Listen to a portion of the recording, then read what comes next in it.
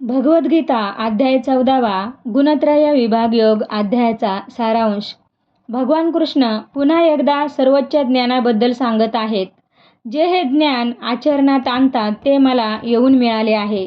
निसर्गमाता गर्भ आहे. मी पिता तीच सर्व जीवनाचे बीजारोपण करतो. सत्व, रज, तम हे प्रकृतीचे 3 गुण आत्म्यास शरीराचा संबंध घडवितात. सत्वगुण हा आनंदाला, रजोगुण क्रियेला आणि तमगुण हा प्रमाद आणि झोप याला आकर्षित करतो. 2 गुणांवर वर्चस्व मिळवून 1 गुण फलस्वरूप होतो. जेव्हा शरीरात सर्वत्र प्रकाश आणि शांती दिसून येते म्हणजेच सत्वगुण हा अधिक कार्यशील आहे. रजोगुण प्रबळ झाला म्हणजे लोभ, क्रिया, स्वार्थी कर्मे, चंचलता आणि आनंद उपभोगाची इच्छा जागृत होते. तमगुण प्रबळ झाला असता मूर्खपणा आणि दिरंगाई दिसून येते. जो मृत्यूसमयी सत्वगुणात असतो त्यास निर्दोष असे परमविश्व मिळते.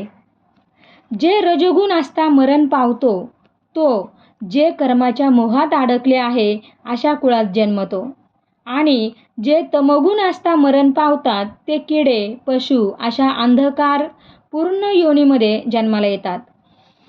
सत्वज्ञानास रजस लोभास आणि तमस घोडचुका ब्रह्म आणि अज्ञान यास आकर्षित करते. सत्वाने तुझी उन्नती होते, रजस गुणाने मध्यात तर तमोगुणाने अधोगती होते. जेव्हा तुझ्या हे लक्षात येईल की फक्त गुणच कार्य करत आहे आणि आपला आत्मा हा त्याच्या पलीकडचा आहे त्यावेळी तुला माझे ज्ञान होईल. तू 3 गुणांच्या आणि जन्म मृत्यू, म्हातारपण व दुःख या पलीकडे गेल्यावर त्या सर्वोच्च अशा अमृतत्वास प्राप्त होशील.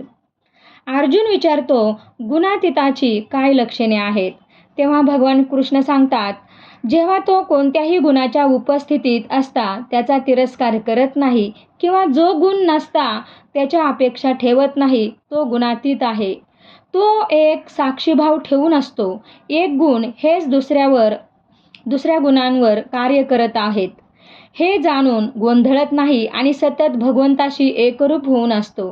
तो परस्पर विरोधी गुणांच्या म्हणजे सुख दुःख, शीतउष्ण व मान अपमान या जोड्यांपलीकडे आहे. सर्व कार्यातील कर्तृत्व भावना ज्याने सोडून दिली आहे. जो माझी एकांतिक भक्तीने पूजा करतो तो गुणांच्या पलीकडे गेल्याने परब्रह्म पदासाठी योग्य होतो, कारण की मीच अविनाशी परब्रह्म, सनातन धर्म आणि अनंत आनंद आहे. कृष्णं वंदे जगद्गुरुम्.